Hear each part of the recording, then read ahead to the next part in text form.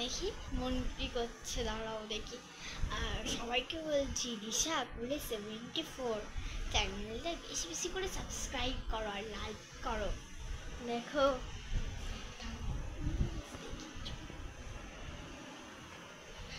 দেখো বোন ঘুমোচ্ছে এখন, চুপ করে দাঁড়াও একটা মিনিট।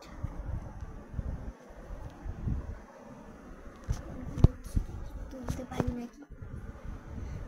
এই বোন ওঠ, এই ওঠ, এই বোন ওঠ, এই বললি ওঠ, ওঠ, উঠে যাওয়া শেষে